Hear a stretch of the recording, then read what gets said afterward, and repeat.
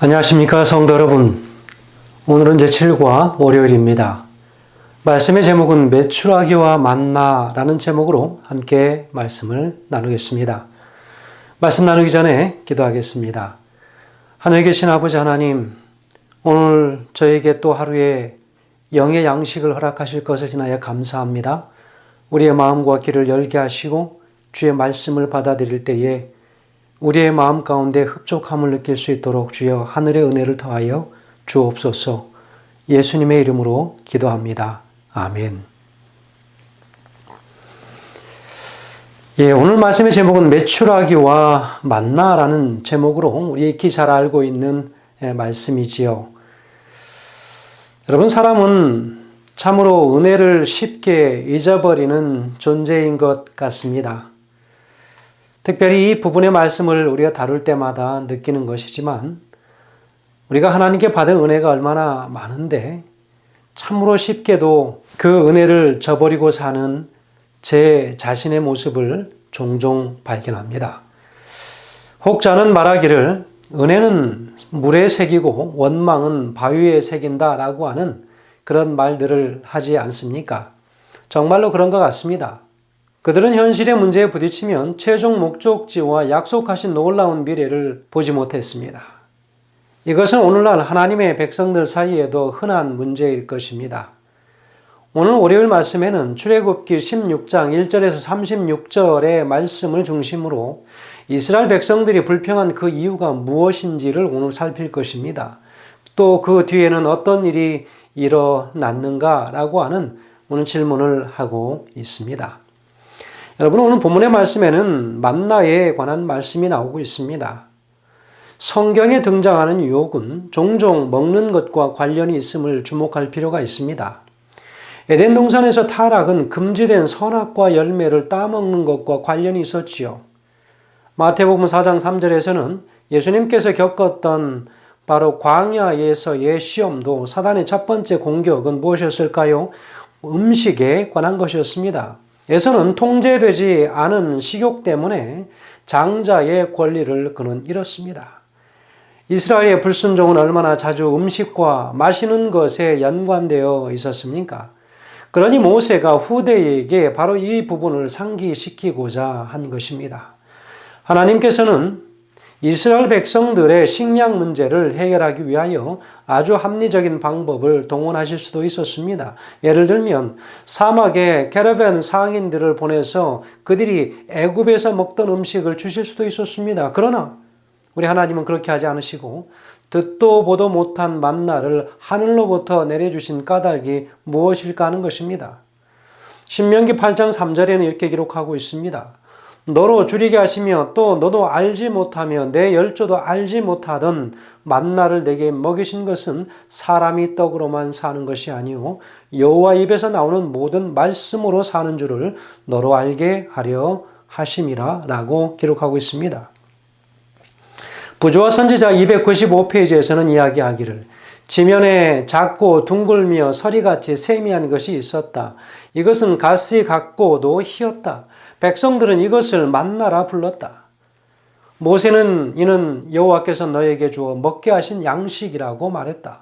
그들은 만나를 거두어 들였고 이것이 모든 사람을 위해 충분히 공급되었다는 것을 알게 되었다. 그들은 그것을 맷돌에 갈기도 하며 절구에 찢기도 하고 가마에 삶기도 하여 과자를 만들었다. 맛은 꿀 섞은 과자 같았다라고 이야기하고 있습니다. 여러분, 오늘 우리가 먼저 분명한 핵심을 우리가 함께 나누기는 만나를 주신 그 이유는 무엇일까요? 특별히 그들이 애굽에 살면서 자신들이 일한 대가로 내가 일한 만큼 내가 벌어먹고 산다라고 하는 그런 개념으로 그들이 살았지만 그러나 이제는 광야에서 아무 일을 할 수 없는 그런 상황 속에서 그들이 하루하루 살아가는 것은 자신들에 의하여 자신들의 노력과 자신들의 피땀으로 먹고 사는 것이 아닌 모든 생활 속에서 하나님께서 주시는 것임을 그들로 하여금 깨닫게 하시고자 하는 것이었습니다. 400년 넘게 애굽에서의 노예 생활을 하는 동안 이스라엘 백성들이 일하고 나면 애굽의 주인들이 거칠게 쌀자루를 던져주고 가버립니다. 그것을 보관해 두고 그들은 먹었지요. 먹는 사람과 주는 사람 사이에는 아무런 인격적인 관계가 없었습니다. 그냥 한쪽은 노동자였고 한쪽은 식량을 주는 그런 사람이었습니다. 그러나 만나는 하나님의 백성들이 일한 노동의 대가가 아니라 하나님이 그냥 주신 은혜의 선물이었습니다. 주인과 종의 관계가 아닌 부모와 자식 간에 흐르는 사랑 같은 바로 그 사랑의 결정체가 만나였다고 하는 것입니다. 그래서 만나는 일용할 양식이라고 불렀지요. 데일리 브레드라고 하지 않습니까? 하나님께서는 한꺼번에 몇 달치 식량을 한 번에 주시고 그렇게 하지 않으시고 매일매일 하루씩의 양식을 내려주셨습니다. 하나님은 이스라엘이 날마다 하늘을 의지하기를 원했습니다. 그래서 그들로 하여금 하늘을 바라보며 오늘은 무슨 양식을 내려줄까? 하나님이 또 만나를 내려주시지 않을까라고 하여 그들은 하늘을 바라보게 하는 것입니다. 그래서 하나님께서는 양식을 주시되 일용할 양식을 주시고 연용할 양식은 주시지 않으셨습니다. 한꺼번에 쌓아둘 만큼 양식을 주면 그들은 양식을 바라보지 하늘의 하나님을 바라보지 않게 될 것이기 때문에 하나님은 일용할 양식을 주심으로써 이스라엘과 날마다 교제하기를 원하셨습니다. 하나님께서는 그날의 만나는 그날 다 먹고 남기지 말라고 하십니다. 내일 먹을 것까지 모아둘 필요가 없다고 하십니다. 내일에도 내일의 만나가 내릴 것이기 때문에 너희들의 미래는 너희들이 준비하는 것이 아니라 하늘의 아버지께서 준비하실 것이니 오늘 주시는 만나에 풍족히 그저 누리라고 이야기합니다. 뒷날의 부족은 믿음의 소망으로 그날에 만족하고 감사하라고 하는 것입니다. 하나님께서 내일을 위하여 만나를 남겨두지 말라고 하실 때는 하나님을 온전히 믿으라고 하시는 것입니다. 하나님이 앞으로도 변함없이 너를 먹이실 것이라는 것을 믿으라라고 이야기합니다. 출애굽기 16장 4절에는 이렇게 기록합니다. 이같이 하여 그들이 내 율법을 준행하나 아니하나 내가 시험하리라. 마라의 쓴물이 단물로 변하던 현장에서도 하나님은 이스라엘을 시험하시겠다고 하셨는데 여기서도 똑같은 말이 다시 나옵니다. 하나님의 시험은 우리의 믿음의 불순물을 다 드러내시고 제거가 되면 우리의 믿음이 순수해지고 단단해지게 될 것입니다. 그러나 우리는 당장 눈앞에 배고픔을 해결하는 것이 급하게 되지요. 하나님은 배고픔을 해결하는 과정을 통해 우리의 믿음이 강해지기를 원하십니다.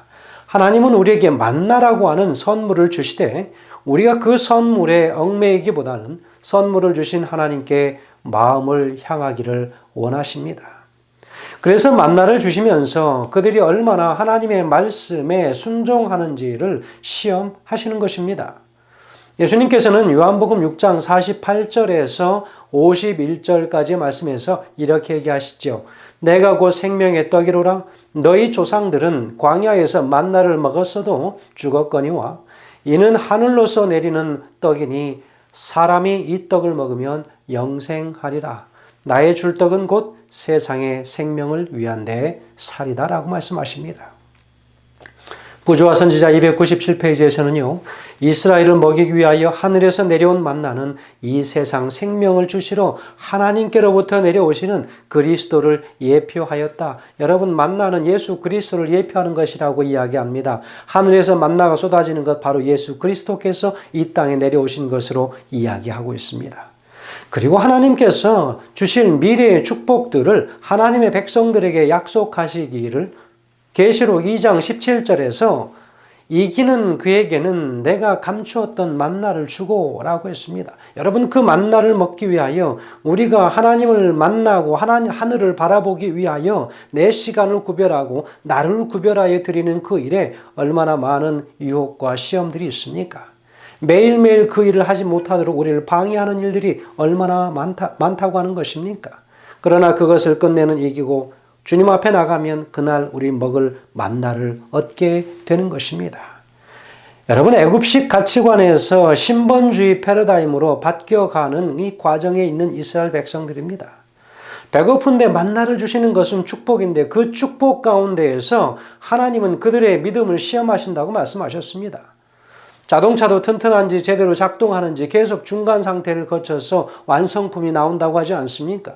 하나님께서는 우리도 그렇게 계속 시험하시는 것입니다. 고난만이 시험이 아니고 축복도 때로는 시험이 될 때가 있다고 하는 것 우리가 살면서 느끼지 않습니까? 축복을 대하는 것을 보면 그 사람의 믿음을 알 수 있기 때문에요. 믿음의 사람은 축복 속에서도 변함없이 하나님의 말씀하신 것을 그대로 순종하는 사람입니다. 그러나 어떤 이스라엘 백성들은 하나님을 온전히 믿지 못해서 비뚤어진 순종을 하는 사람들이 있었습니다. 만나를 줍기는 줍되 욕심을 내서 더 많이 주어 숨겨 두려고 하는 것이지요. 그러다가 그게 다 썩어서 오히려 손해를 보게 되는 일들이 많았습니다. 참 가슴 아픈 일이지요. 말씀한 그대로 순종하지 못하는 것입니다. 여러분, 그것은 그들이 자기 먹을 것을 자기가 챙기고 쌓아두지 않으면 안 되었던 애굽식 사고 방식에 젖어 있기 때문이었습니다.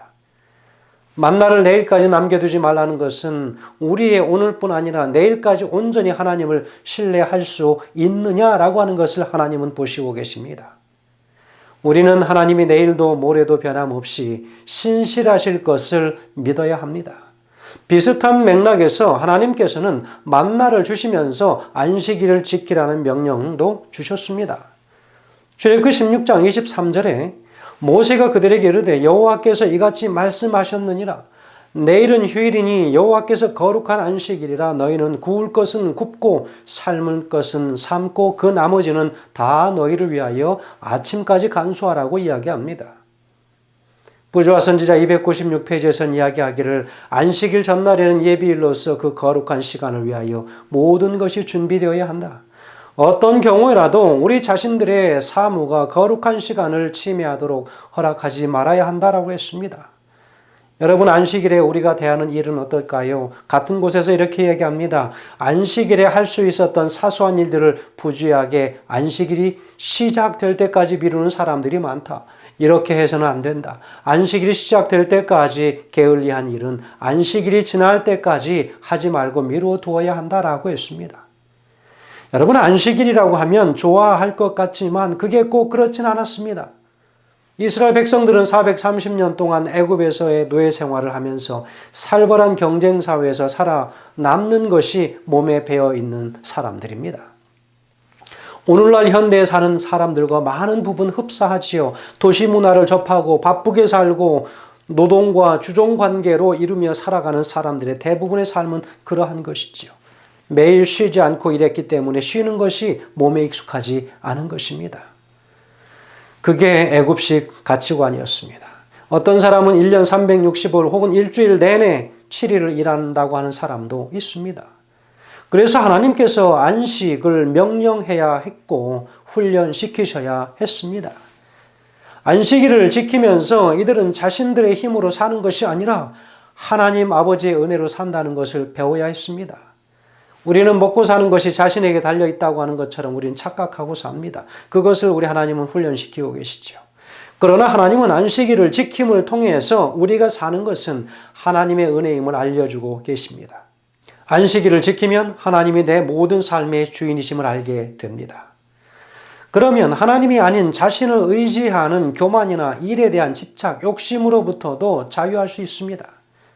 만나는 예수 그리스도를 상징하고 예수님은 말씀이 육체를 입으신 분이십니다. 오직 예수님이 생명의 떡이심을 알게 하시려고 하나님이 이스라엘 백성들에게 만나를 허락하셨습니다.